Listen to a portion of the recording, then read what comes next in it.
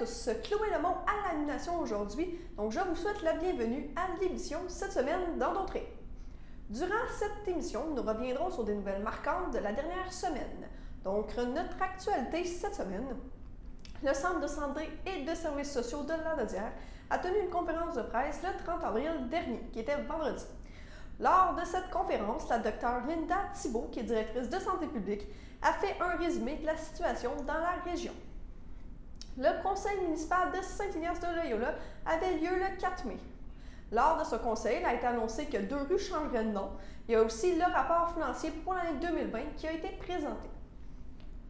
C'est la semaine des conseils municipaux, donc le conseil municipal de Berthierville a également eu lieu le 3 mai. Nous avons rencontré Suzanne Nantel, qui est la mairesse, dans le cadre de Berthierville vous informe. Le rapport financier pour 2020, tout comme Saint-Ignace, a également été présenté. Il y a eu aussi le conseil municipal de Lanoret le 3 mai. Donc, nous avons rencontré M. Gérard Jean, qui est maire de Lanoret. La maison Rosalie Cadron a ouvert ses portes plus tôt que prévu cette année, soit le 3 mai dernier. Nous avons donc parlé avec Sophie Lemercier, qui est la directrice générale. L'hôtel des Îles Berthierville a remporté le prix Comptez sur nous, donc prix pour le champion communautaire. Annick Bélanger, directrice générale, est venue nous en parler. L'entreprise Les Grillonnettes a remporté 3 prix lors du dernier défi Ose entreprendre de Lanaudière, dont 2 prix coup de cœur. La propriétaire Anne Charlot nous mentionne ce que ces prix représentent pour elle et pour l'entreprise. On termine avec la chronique d'astrologie de Xavier Lemire. Donc, bonne émission à vous. En fait, peut-être que je pourrais, on va se rappeler que ce qui a été décrété comme étant la 3e vague, ce serait depuis le 21 mars dernier. Donc, c'est une vague qui encore se comporte possiblement comme différemment des autres vagues. On essaie toujours de regarder qu'est-ce qui se passe. Je pense que vous avez mis un petit PowerPoint, c'est ça que je comprends? OK, donc, je pense que c'est plus visuel, c'est plus agréable d'avoir une courbe épidémiologique. Ce qu'on peut voir, donc si on voit que la deuxième vague a débuté au 21 mars, en fait, donc c'est plus à droite de la courbe. Notre courbe lors de la deuxième vague était un peu bimodale. En fait, on avait eu des grandes augmentations au niveau du mois de janvier, puis on était dans un plateau. Lorsque la 3e vague a été décrétée, c'est ça, comme vous pouvez le voir, c'était comme un plateau à la Lanaudière, et on a effectivement vu une légère augmentation. Je peux vous dire, en date d'aujourd'hui, ce matin à 11h, j'avais 37 cas qui étaient entrés, mais la moyenne des 7 derniers jours, c'est à peu près 44 cas par jour, c'est une moyenne.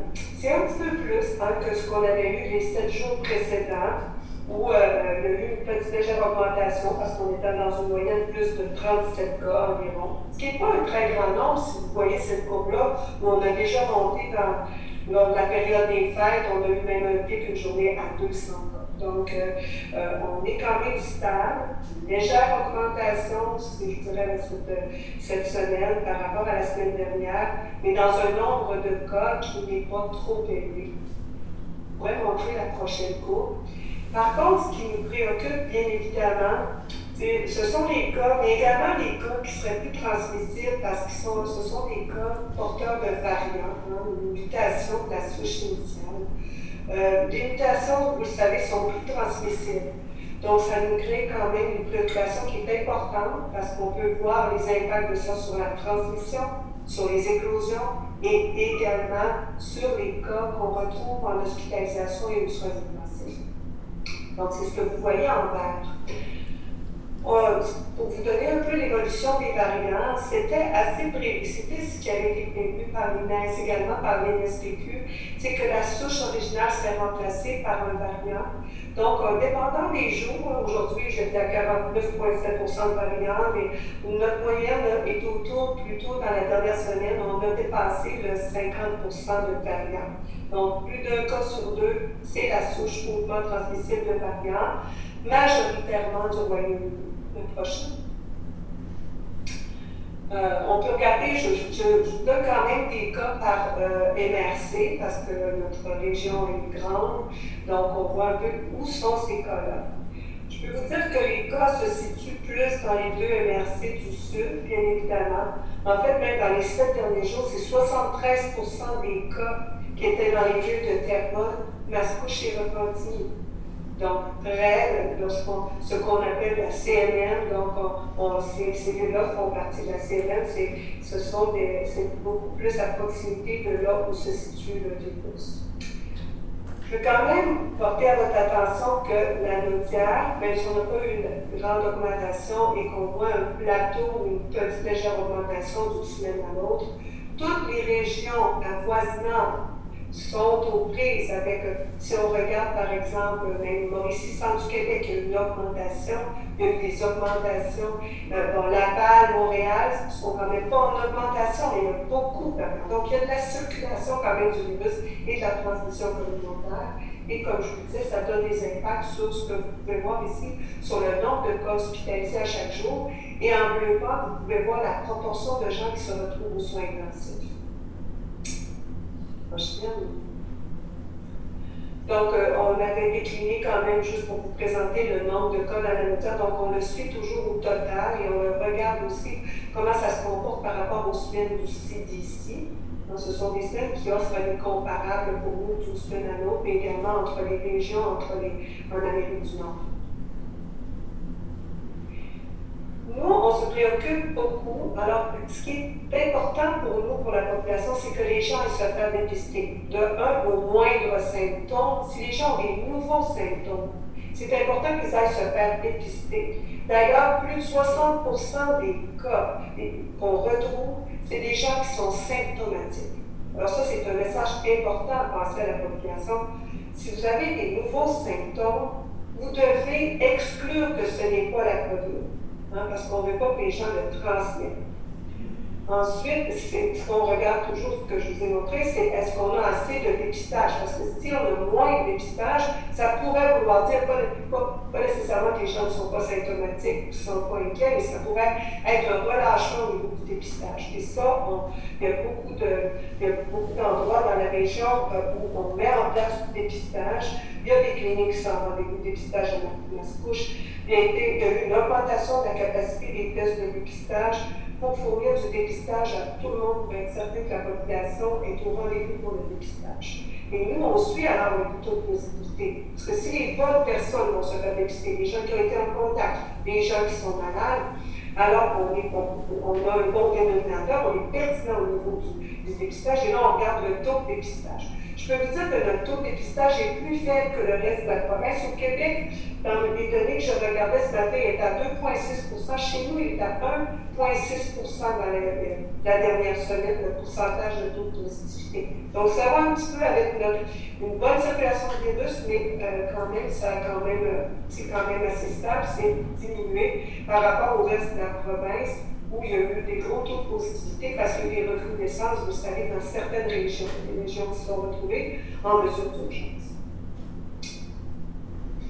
Peut-être que je passerai cela, ce sont des données sur l'évolution des taux de positivité dans les semaines sans rentrer dans les détails. Ce que nous, on regarde souvent pour voir, vous savez, ce qui est établi des paliers, par exemple, c'est de regarder le taux de cas, en fait, le taux d'incidence. Donc, le nombre de cas par 100 000 de population, parce que c'est ça qui nous donne l'idée de la circulation du virus. Et comme je vous disais, évidemment, le virus est plus présent au sud de la région. On a 21 villes de la région où il y a au moins un cas. Il y a eu au moins un cas dans les 7 derniers jours. Donc, c'est quand même bien. Où sont ces éclosions-là? On en entend parler beaucoup. La transmission communautaire, domiciliaire, des gens qui, malheureusement, possiblement à cause de la fatigue pandémique, relâchent un petit peu, reçoivent des amis, donc visites. Vous savez que les visites, les rassemblements ne sont pas permis, notamment à l'intérieur des domiciles. C'est difficile de suivre la population jusqu'au domicile.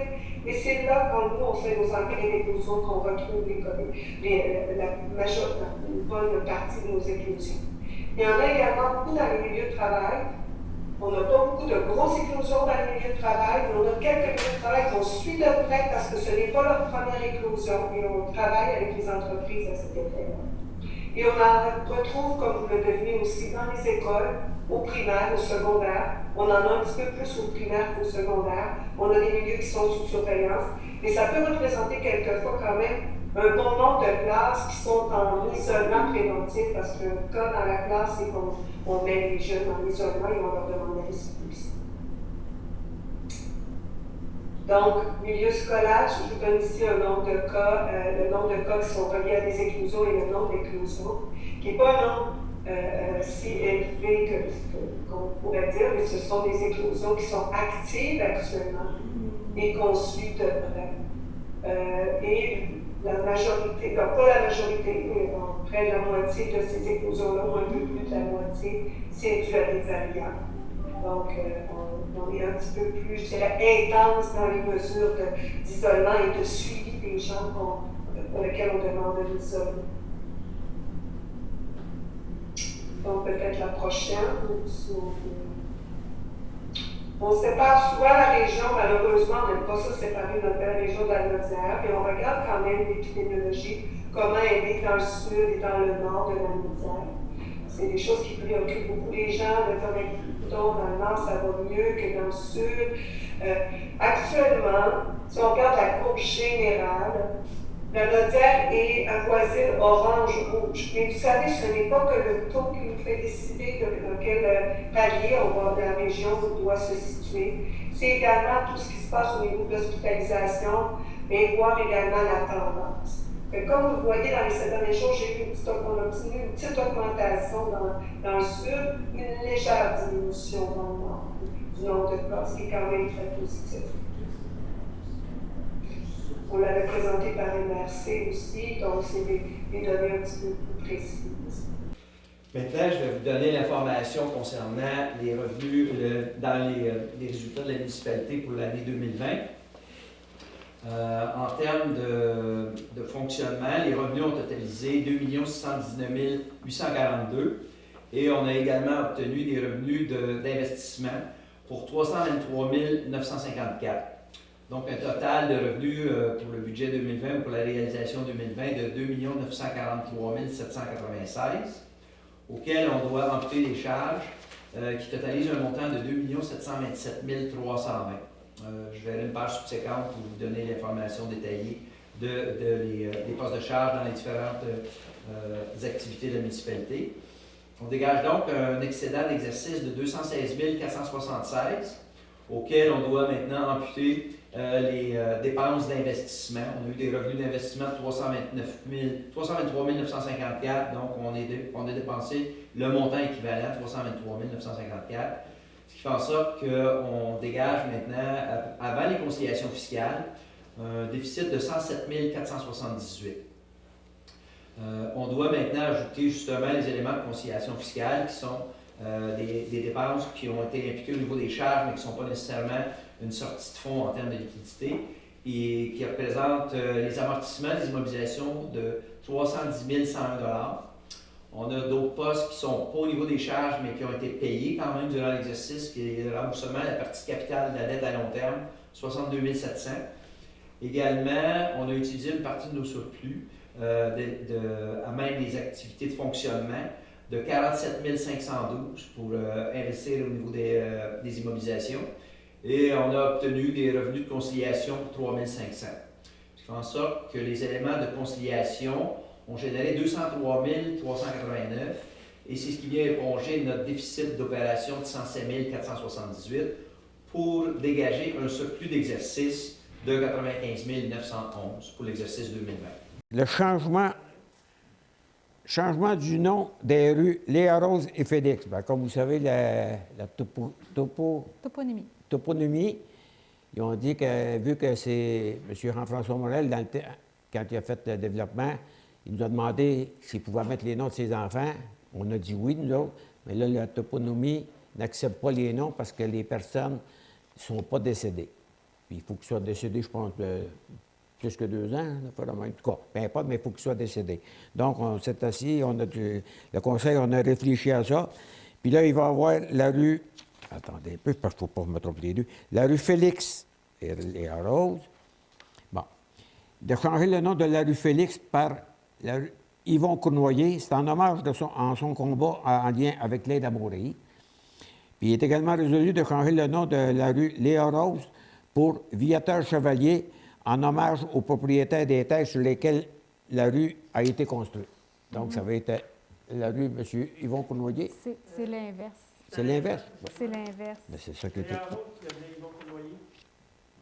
Bien, moi, c'était au nom de la rue Félix par Yvon Cournoyer. Je pense qu'il y a une Il y erreur. avait une dans erreur, le OK, sens, mais oui, excusez-moi. parce Pardon, que- ça va être Léa Rose par Yvon Cournoyer et la rue Félix par M. Viateur Chevalier. Ben, moi, j'avais le contraire. C'est pas plus grave que ça. Parce que M. Cournoyer... En autant qu'on se comprend et que les noms vont être changés. C'est sûr que ça va apporter des conséquences aux résidents qui sont là de changer de choses, mais qu'est-ce que vous voulez? C'est pas nous autres. Post Canada, ils vont assurer pendant 1 an le transfert gratuitement. Là. Ça, à ce niveau-là, là, c'est ce c'est qu'on bon, ça. qu'on a su de Post Canada. Parfait. Propos, M. Pierre-Luc Gertin, une seconde. À ma gauche? À ma droite? Merci beaucoup. Et les citoyens de la rue vont aussi être avisés, là, évidemment. Au préalable, je tiens à partager avec vous quelques informations d'ordre général, en débutant par vous laisser savoir qu'à tous les 5 ans, Statistique Canada procède à son programme de recensement qui dresse un portrait statistique du pays.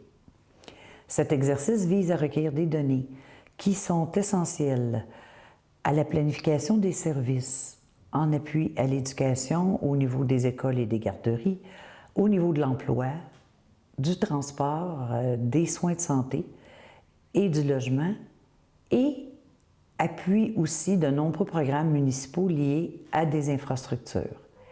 Ainsi, à compter du 3 mai, vous serez invité à participer au recensement de 2021, soit par téléphone ou en complétant un questionnaire papier.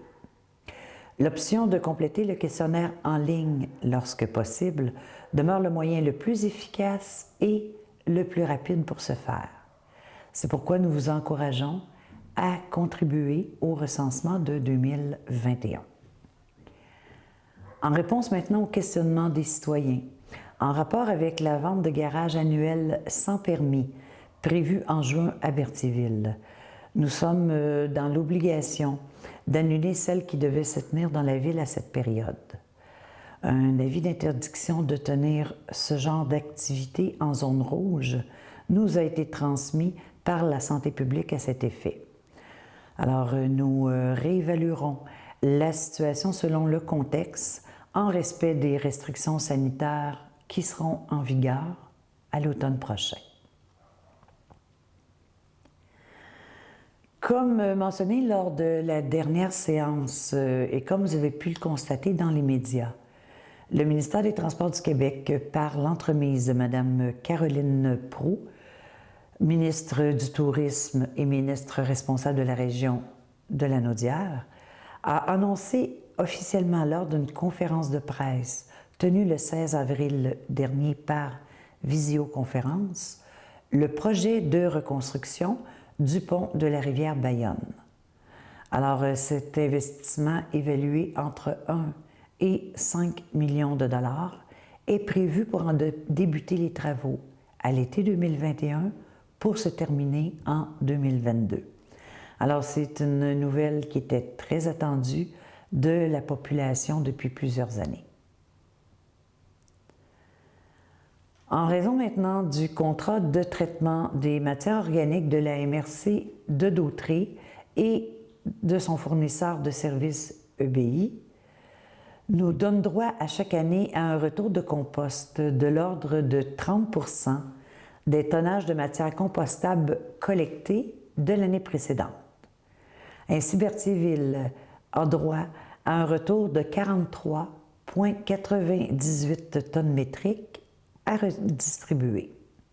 C'est pourquoi le conseil municipal a retenu de procéder à une distribution de compost qui se tiendra le 29 mai prochain à compter de 9 h et ce jusqu'à 16 h ou dès qu'il y a épuisement du compost et se tiendra dans le stationnement du parc du Chenal du Nord où vous devez utiliser l'entrée par la rue de Montcalm. Le service de la patrouille verte de la MRC de Dautrey sera aussi sur place lors de cette journée pour vous donner différents conseils et répondre à vos questions. La séance a par la suite débuté par la présentation des états financiers vérifiés de la Ville pour l'année 2020, réalisée par la firme Michaud et Clément, états financiers qui ont été acceptés par le conseil municipal. Alors, le résultat de l'exercice financier pour 2020 nous démontre un excédent de fonctionnement de l'ordre de 1 230 786 $. Les facteurs qui ont influencé le résultat de cet exercice sont les revenus supplémentaires de taxation suite à l'augmentation de l'évaluation foncière, l'augmentation substantielle des droits de mutation immobilière générés par les nombreuses transactions immobilières, l'aide financière du gouvernement pour la pandémie de la COVID, l'arrêt des activités de loisirs et de certaines dépenses non contractées en raison de la COVID et les dépenses réalisées dans certains secteurs. Alors, je vous invite à consulter le site web de la Ville pour consulter toute l'information relative aux états financiers 2020 et aussi du rapport de l'auditeur. L'information est suivie concernant la consultation qu'on a faite pour l'aqueduc côté ouest de la municipalité, autant au nord qu'au sud. Donc, si je vois avec le secteur nord, nous avons eu 136 réponses sur une possibilité de 213. Donc, le nombre de réponses positives qu'on a reçues est de 28. Nombre de réponses négatives reçues est de 108. Donc, on a un pourcentage de réponses positives de 20,6 %, ce qui implique qu'on a un pourcentage de réponses négatives de 80 %. Ça, c'est les réponses qu'on a reçues.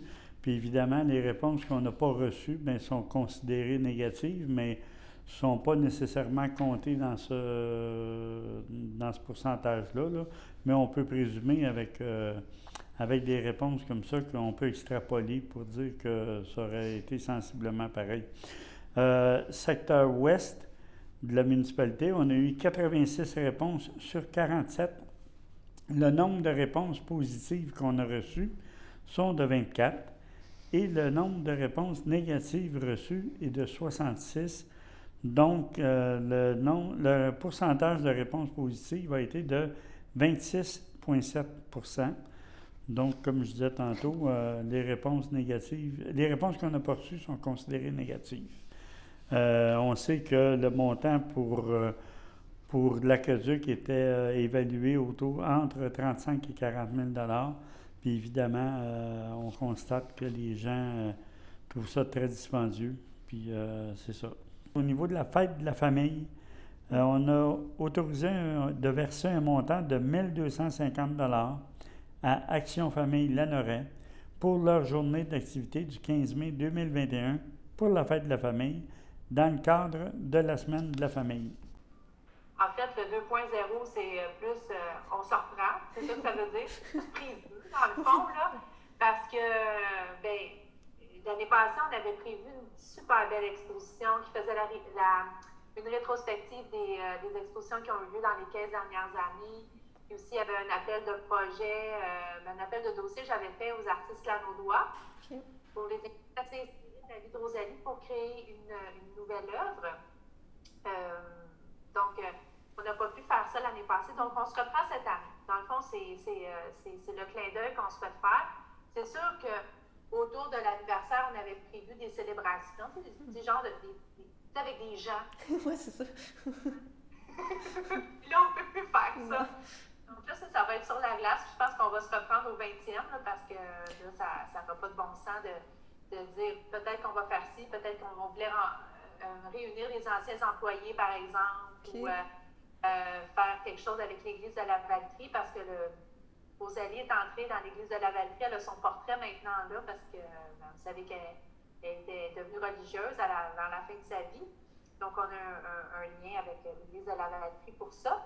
sortes de célébrations comme ça on va devoir mettre sur la glace. Donc, ça va être principalement autour des expositions qu'on va célébrer le 15e anniversaire d'ouverture de la Maison Rosalie-Cadron. Ce n'est pas son 15e anniversaire de fondation, mais d'ouverture, parce que ça a pris quelques années à la restaurer avant qu'elle puisse être ouverte au public. Donc, on profite de ce 15e-là pour la mettre en lumière. Parfait. Puis là, justement, bon, ça l'ouvre le 3 mai. Les expositions estivales, ils vont arriver en juin.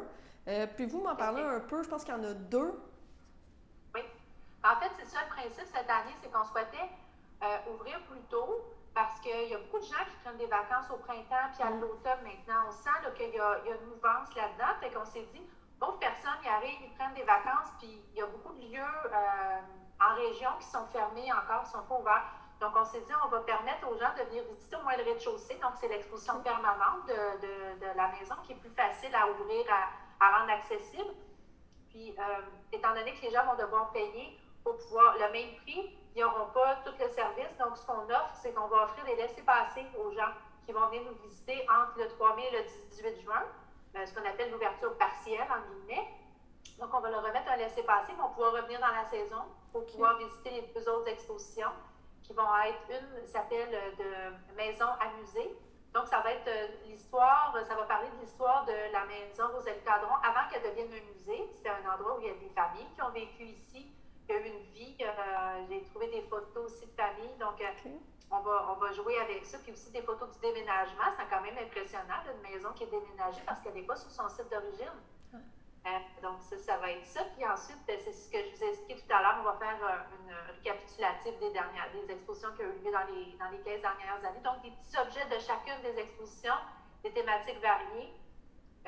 Puis, au niveau artistique, l'exposition Rosalie, source d'inspiration, va enfin avoir lieu. Donc, 9 artistes lanaudois qui ont pris le défi au vol, qui ont lu sur Rosalie, qui se sont inspirés de sa vie extraordinaire pour créer des nouvelles œuvres. Puis on peut compter dans le lot 2 artistes professionnels quand même qui ont décidé de venir exposer chez nous. Donc on a Hélène Blondin qui habite dans la MRC de Dauphine, Manon Sabourin qui est originaire de Jersey, qui va venir exposer une œuvre chacune. Ils vont venir exposer des œuvres chacune à la Maison Rosalie-Cadron. Donc on est très, très, très, très contents de ça. Donc, on a bien hâte de recevoir tout plein de visiteurs. L'été dernier, on s'était bien accommodé des restrictions. En fait, on faisait des visites par bulle familiale, puis on va cette année pour vraiment garantir que les visites se fassent en toute sécurité. On a notre procédure COVID avec le push-push, puis tout le kit. Là, on est prêt là, pour recevoir les gens en toute sécurité. Donc, vous avez reçu le prix Comptez sur nous, qui est un prix du champion communautaire. Donc, d'abord, qu'est-ce que signifie ce prix-là?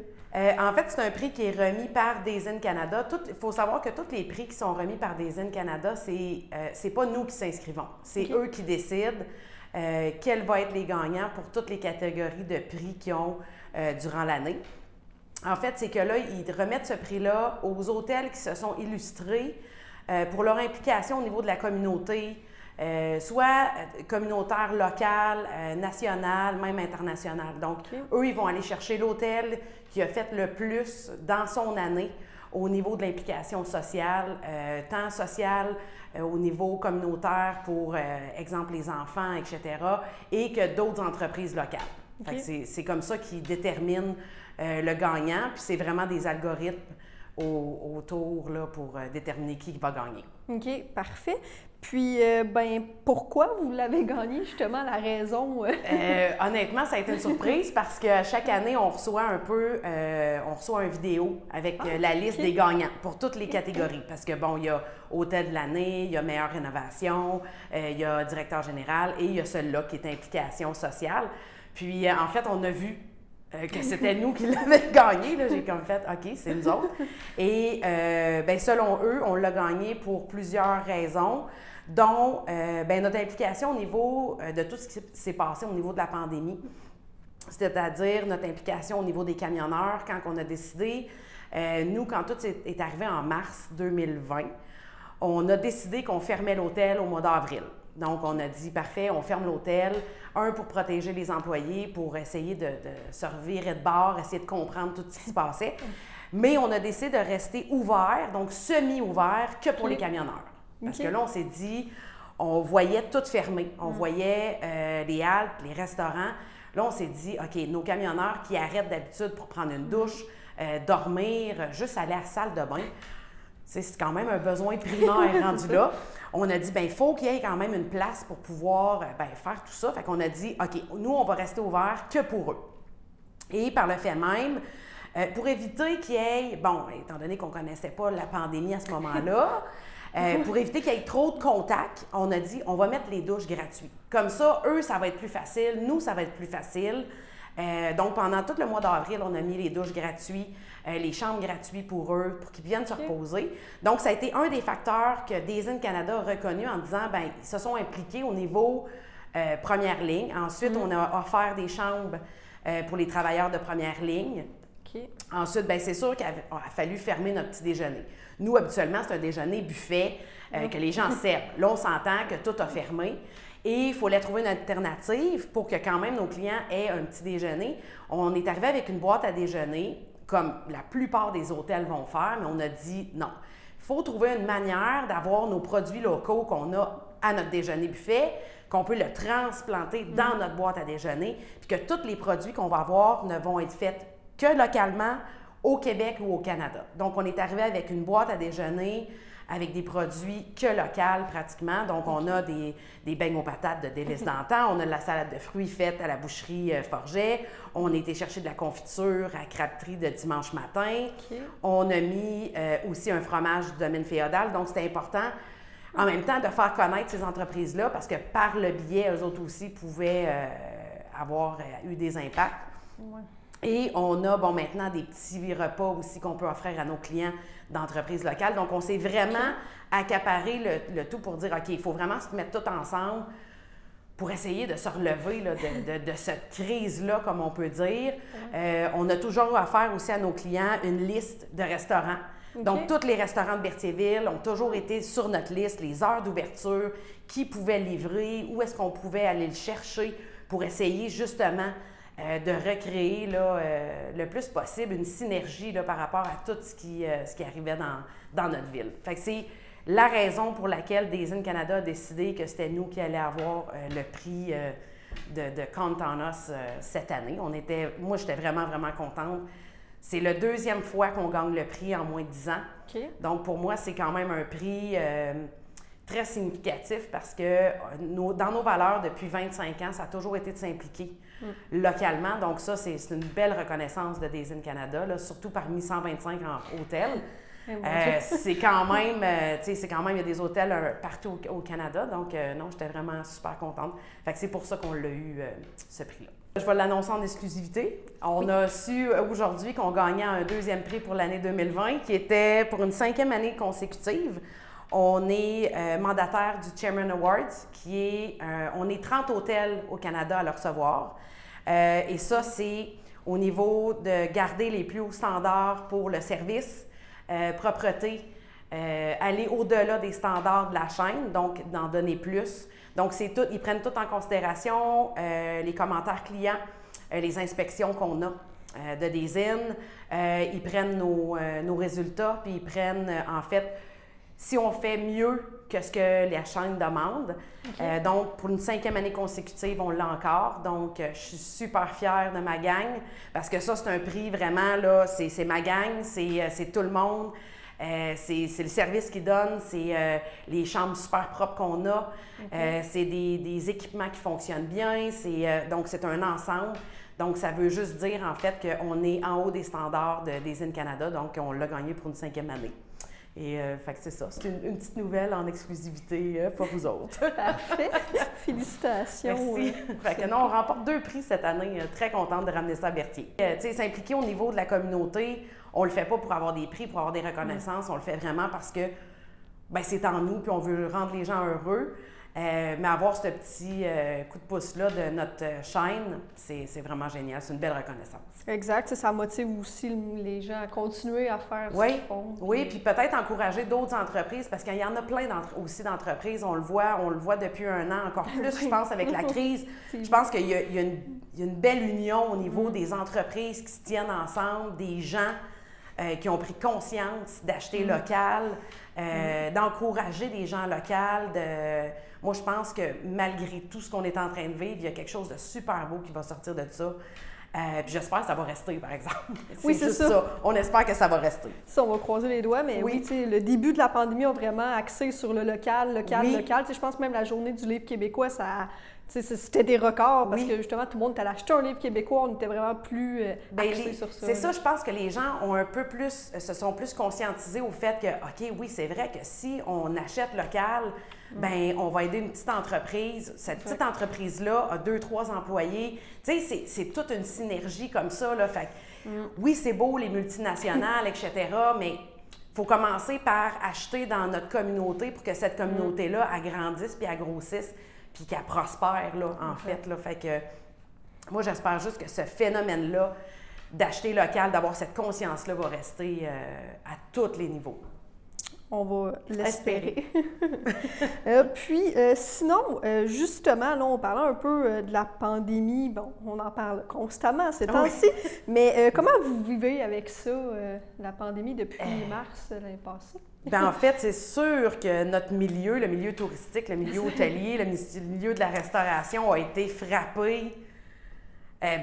Dans toute crise, le milieu touristique est toujours le premier touché et est toujours le dernier à s'en remettre. Ça, c'est sûr. Malgré tout, moi, je dis, bon, il faut voir les côtés positifs. Nous, ça va quand même bien. On a une belle clientèle qui nous encourage. Les camionneurs nous ont redonné beaucoup avec ce qu'on a fait. On a des nouveaux clients. On a une belle clientèle. Moi, je trouve qu'on a un super de beau partenariat aussi avec les entreprises du coin. Ce qui fait en sorte qu'on s'entraide beaucoup. Mais c'est sûr que c'est pas facile. Le milieu touristique, c'est un milieu qui est fragile, c'est un milieu qui emploie beaucoup de gens. On est à la merci des frontières, on est à la merci. Donc là, les frontières sont fermées, ça va être du voyage local. Il y a une situation même en province. Donc là, on est comme pris qu'on ne peut pas aller dans d'autres provinces non plus tant que ça. Donc, ça ne sera pas revenu à la normale encore, on va se le dire, là, pour au moins 1 an et même 1 an et demi. Là, dire qu'on va revenir à une normalité qui était le tourisme au Québec, 2022-2023 peut-être. Fait qu'il faut rester positif jusque-là. Il faut rester positif, puis garder le cap, puis garder le moral, comme on dit.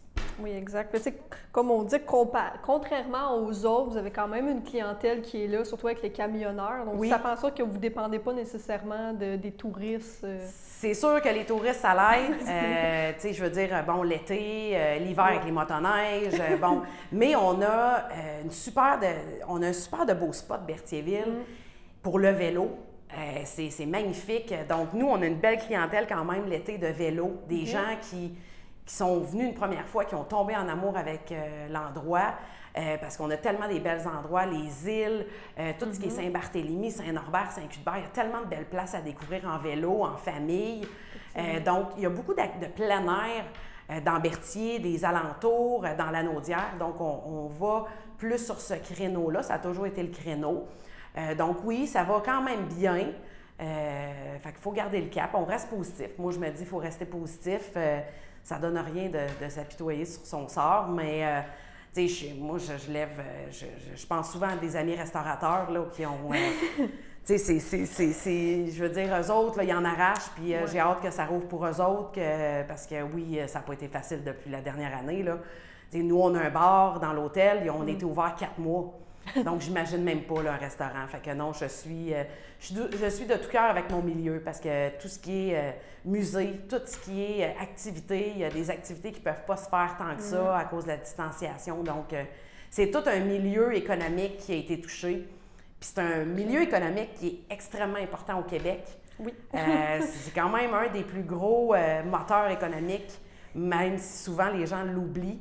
Mais il y a beaucoup, beaucoup de gens qui dépendent du tourisme, donc on espère tous que ça va revenir à une normalité là, le plus tôt possible pour repartir les machines au complet, là, comme on dit. Oui, exact. Si on pense, exemple, aux restaurants ou aux gyms qui sont fermés dans la région depuis octobre, ça fait quand même un moment. Puis je sais qu'il y en a comme ici, le Mike's, qui a décidé de ne pas faire pour emporter ou de livraison. Ouais. Fait que ça commence, ça va quasiment faire un an. Un an. Fait que non, c'est beaucoup de mois. Là, quand on parle que c'est la plus grosse crise qu'on n'a jamais vécue. Là. Moi, j'avais vécu le 11 septembre.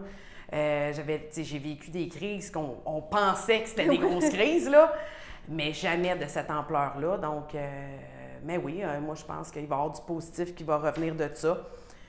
Comme je disais tantôt, je pense que les gens vont être plus enclins à acheter local, mais je pense que les gens vont avoir une conscience aussi.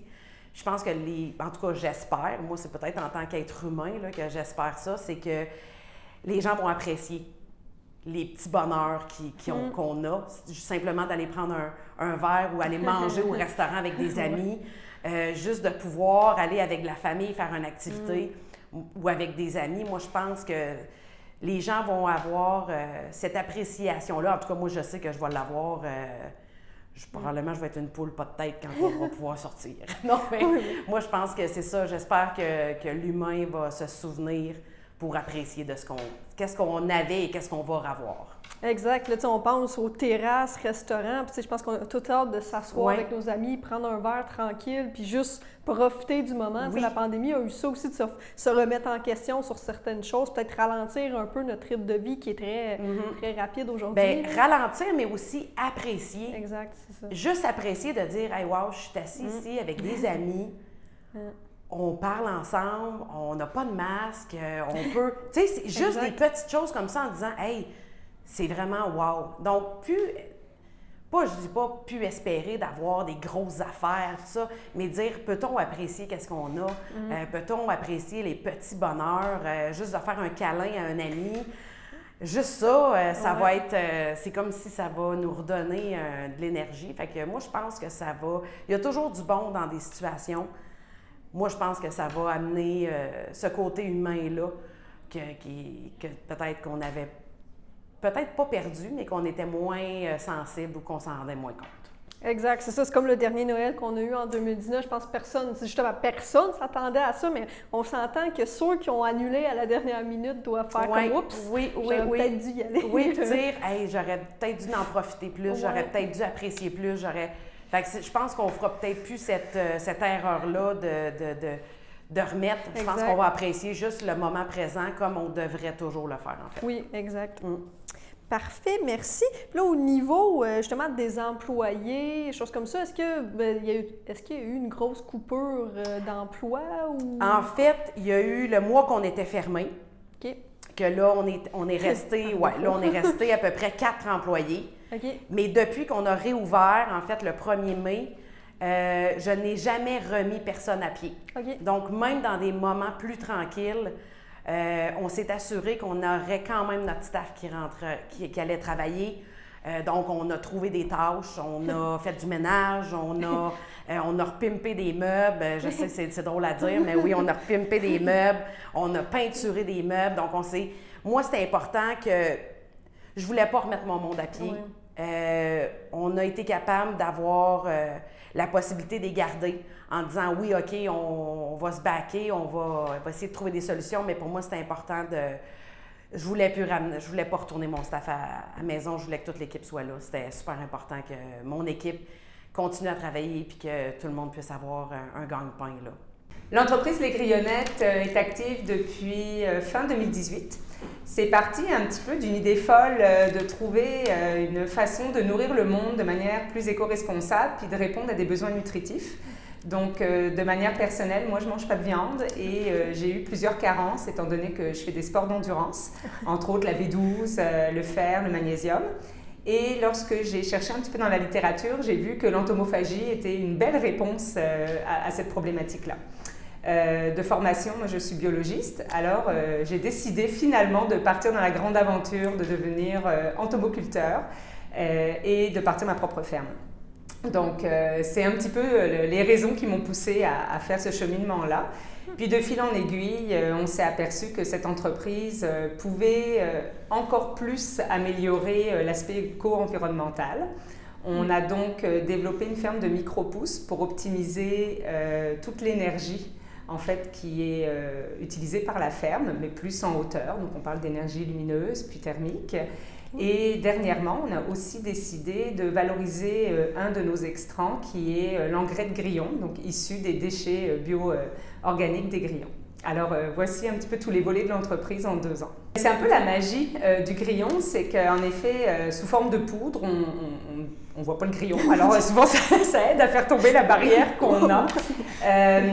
Le goût est assez neutre, c'est un petit goût de noisette grillée, donc c'est pas méchant, ça se marie aussi bien dans des mets salés que sucrés. Puis en fait, moi je trouve que c'est un très bon dépanneur parce qu'on n'est pas obligé de le cuire et il peut également subir une cuisson. Donc de le saupoudrer dans un sauté de légumes avec un petit riz, ça va nous sauver un bon mardi soir quand on court après les enfants puis après notre temps. De le mettre dans le smoothie du matin, de le mettre dans des collations. On vient vraiment mettre de la protéine partout et puis on a aussi des bienfaits parce qu'on n'a pas de gras trans. C'est la seule protéine d'origine animale qui a des fibres. Puis vu que c'est une protéine animale, ben, elle a tous les acides aminés essentiels. Oui, c'est ça. Je pense qu'il y a des pâtes aussi qui se font dans avec des pâtes à base de grillons, encore une fois, puis qui disent justement, là, ça a c'est beaucoup plus consistant qu'une pâte blanche classique. Oui, parce que dans le fond, c'est plus juste une source de glucides, c'est aussi une source de protéines. On est différents transformateurs dans le marché québécois à proposer plusieurs produits. Nous autres, par exemple, on fait des scones à base de grillons, des boules d'énergie, de la préparation à crêpes multigrains. Donc, on essaie de développer le marché pour en offrir à tous selon les goûts. Puis, je vous dirais que la deuxième casquette que j'ai dans l'entreprise, mis à part d'être producteur, c'est de démocratiser l'entomophagie. Parce que, oui, les gens, quand ils nous entendent parler, ça, OK, c'est bon pour l'environnement, mais de là à changer leur quotidien, leur source de protéines, il y a une grande évolution à faire. Et ben c'est ça. Dans le fond, nous autres, on fait de l'éducation. Donc, on s'en va dans les écoles, dans les cégeps, dans différents milieux de vie. Puis, on parle de l'entomoculture. Prochainement, je rentre également comme conférencière à l'Insectarium de Montréal. Et puis, c'est important d'éduquer les gens puis de leur faire découvrir ce produit qui a juste des avantages, dans le fond. Oui, c'est ça. Puis, tu sais, comme vous l'aviez dit tantôt un peu, il y a comme un mur qui se dresse, veut pas. On voit le grillon, puis, tu sais, on est comme, moi, je suis pas sûre que je veux manger ça. Fait que, tu sais, c'est ça. En le modifiant, ça l'aide aussi. Bien, c'est moins pire. Puis, je vous dirais qu'il y a 2 générations. Il y a nous autres, les plus âgés. Alors là, je parle de 12 ans en montant. Là, je ratisse large. On est éduqués. C'est vraiment culturel. On est les seuls, Europe et Amérique du Nord, à ne pas consommer d'insectes dans notre alimentation, puis tout le reste du monde en consomme. Vous allez n'importe où, en Afrique, en Asie, en Amérique du Sud, c'est une protéine qui est quotidienne. Nous autres, c'est culturel, mais quand on est petit, on a peur des bibites, on nous dit qu'il y a une araignée sous le lit, l'Halloween, tous les insectes, c'est comme dégueu. Donc, on est vraiment éduqués dans ce sens-là. Donc, c'est une autre éducation à apporter. Puis les plus jeunes, veut pas, c'est une protéine de l'avenir, puis eux autres, ça va faire partie de leur quotidien, un peu comme on a démocratisé le tofu il y a une vingtaine d'années. Alors, notre entreprise va d'ailleurs sortir d'ici quelques jours notre premier album pour enfants qui s'appelle Léon le Grillon et qui démocratise l'entomophagie auprès des plus jeunes. Donc, c'est aussi leur permettre de s'éduquer dès le plus jeune âge. Pour l'anecdote, quand j'ai acheté mes premiers grillons, j'en avais 100, là on les compte par millions maintenant, mais j'en avais 100, puis je sais pas, j'ai regardé mon premier grillon, toi tu vas t'appeler Léon. Puis avec mes enfants, c'était vraiment très drôle. Mais on s'entend que ça se reproduit vite, alors ils s'appellent tous Léon, mâle, femelle, petit, grand, peu importe. Donc Léon le Grillon, c'est resté, puis les gens dans ma ville, à la Valtrie, m'appellent soit Madame Grillon et souvent ils me demandent « Puis Léon, comment il va? » Fait que c'est vraiment rendu quelque chose d'assez populaire. On voulait justement, quand on parle de démocratisation, de sensibiliser le public, on veut le rendre sympathique, Léon. Donc, en lui donnant un nom, en le mettant comme dans mon logo sous forme un peu de bonhomme, c'est plus invitant aussi à s'intéresser à l'entomoculture. Et ce livre-là, donc comme je le disais tantôt, il s'adresse aux jeunes, aux très jeunes, mais il y a des capsules d'infos au travers, donc pour permettre aux parents d'avoir des informations un peu plus scientifiques et de promouvoir aussi ce produit-là. C'est un peu ça, c'est l'éducatif et le côté ludique en arrière de ce livre-là. On n'a pas sorti un album pour le plaisir de sortir un album. Ben, oui, on a eu du plaisir à l'écrire, mais en fait, c'est vraiment l'éducatif. Alors, peu importe l'expérience que les gens vont avoir avec ce livre-là, si à quelque part, moi, dans 15 ans, j'ai un jeune qui me dit « Hey, ce livre-là, je l'avais petit, puis ben, j'en mange pas plus de grillons, mais au moins, il en parle encore. » Mais pour moi, c'est gagnant. Non? Ça représente beaucoup sur différents volets. Premièrement, j'en revenais juste pas, je vous le cacherai pas, j'avais des concurrents qui avaient des grands souliers, comme j'aime le dire. Donc la compétition était rude. Je pense que mon modèle d'affaires, puis le domaine dans lequel je suis, qui est assez inusité, a eu quand même un gros poids dans la balance. Mais oui, beaucoup d'émotions cette soirée-là. Je ne m'attendais pas à avoir un prix, puis finalement j'en ai eu 3. Donc c'est ça. Point de vue du bioalimentaire, très très fière de représenter notre région de la Naudière qui a de très très beaux producteurs en plus ici. Donc d'aller présenter ma région au national, c'est vraiment un honneur. Pour la partie internationale hors Québec, c'est parce qu'on est en train de développer présentement des marchés en Ontario, avec nos voisins du Sud également, et dans un avenir un petit peu plus lointain en Europe. C'est sûr que là, c'est des questions de normes qui sont un petit peu différentes, alors le laps de temps est un petit peu plus grand.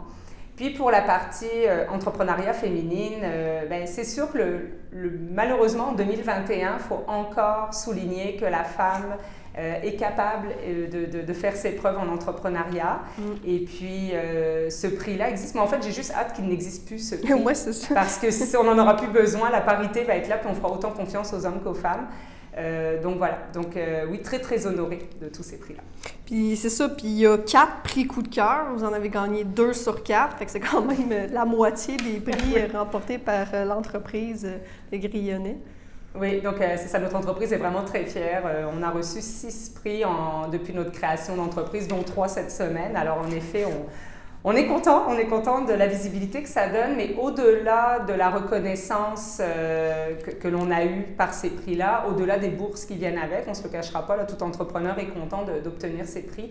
Mais je vous dirais que quand on est dans l'entrepreneuriat, souvent on a choisi de prendre la rivière avec des rapides plutôt que le long fleuve tranquille. Parfois, on rame même à contre-courant et on est tellement pris dans nos actions qu'on a de la misère parfois à faire le recul puis à se dire quel est le cheminement qu'on a fait puis je suis rendu où présentement. Et parfois, on cherche notre X. Est-ce que je suis encore sur mon X? Est-ce que ce que je fais, ça a du sens? Est-ce que je m'en vais dans la bonne direction? Donc, moi, ces prix-là, ça m'a juste permis de me dire il y a des gens dans l'industrie ou en finance ou dans d'autres domaines entrepreneurial qui croient en mon projet, qui croient en moi. Puis qui me le disent, là, Anne, t'es sur ton X, c'est très rassurant. Je pense que c'est ça ce qui est venu le plus me réconforter. Alors bonjour tout le monde, j'espère que vous allez bien. Donc c'est moi Xavier pour votre chronique astrologie que j'ai fait hebdomadairement. Pour le signe du Bélier, donc vous êtes un peu trop dans vos pensées, peut-être vous pensez un peu trop au futur, donc on vous conseille de rester dans le ici et maintenant. Vous avez du mal à gérer le présent, donc les émotions varient ces temps-ci. Les humeurs zigzaguent, l'imprévu ou la moindre difficulté vous stresse. Donc, on vous conseille de cueillir le jour carpe diem en voyant ce qu'il y a de meilleur à vous offrir. Vous allez retrouver le sourire si vous apprenez à profiter de l'instant présent.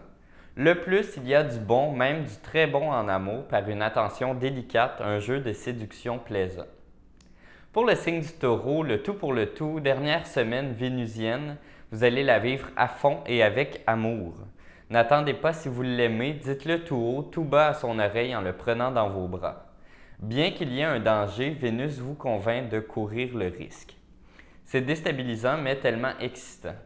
Donc le plus, côté professionnel, vous reprenez la main dans un projet qui était resté en suspens, auquel vous n'étiez plus associé, donc vous allez retrouver peut-être quelques fonctions dans ce projet-là. Pour les signes du Gémeaux, parole, vous êtes trop bavard. On ne vous remerciera jamais assez d'ouvrir la discussion sur des questions importantes. Le problème posé, vous motivez votre entourage à trouver les solutions. Donc ça, c'est une bonne chose. Si vous en pincez pour quelqu'un, pas mieux qu'exprimer vos sentiments pour l'inciter à se dévoiler. Le petit plus, les questions administratives devraient se régler en un tour de main, côté personnel ou côté professionnel, et ça va vous soulager par la même occasion. Pour le signe du Cancer, avec ruse, la planète Mars attaque sans agressivité. Tout l'enjeu est là, vous devez prendre le pouvoir en incitant votre entourage à vous le donner. Évoquer le projet, susciter l'intérêt et ne pas forcer pour convaincre de le lancer. La méthode fait recette en amour, vos vœux à peine murmurés. Votre conjoint se plaît à les exaucer même si vous ne lui en parlez pas. Le petit plus, votre intuition vous permet de cibler la bonne affaire pour laquelle miser. Donc, avant même d'en récolter les bénéfices. Pour le signe du Lion, vous jouez la montre. Une proposition arrive, excitation, hésitation, vous alternez sans pouvoir prendre de décision. Pas de stress, le temps est votre allié pour vous aider à trancher cette question. Des alliés, vous en avez côté cœur qui sont prêts à vous aiguiller si vous êtes célibataire ou à vous éclairer si vous êtes en couple. A priori, c'est le cas. Et le petit plus, vous faites bien de tenir votre conjoint en haleine. Pour le signe du Vierge, c'est un fait, les choses ne vont pas de soi ces temps-ci. D'où votre acharnement à les faire aller dans votre sens. Vous avez un moral vaillant, des efforts payants, vous remportez un franc succès. En Cancer, Mars fait le focus sur un triomphe en famille. Votre situation s'améliore, le but est atteint, le projet est bouclé avec cran et fierté. Le petit plus, la décision que doit prendre l'un de vos proches a toutes les chances de vous réjouir. Pour les signes du Balance, tout sourit aux balances en mai. Un heureux changement de situation se profile à l'horizon et dès mercredi, Mercure en Gémeaux fait jouer le réseau en votre faveur. Allez à la pêche aux infos, elles vous éclaireront sur les initiatives à prendre pour tirer profit du futur événement. Le plus, le moral dope la forme, votre enthousiasme vous remet physiquement d'aplomb. Donc si vous pratiquez des sports, c'est le bon moment pour en faire.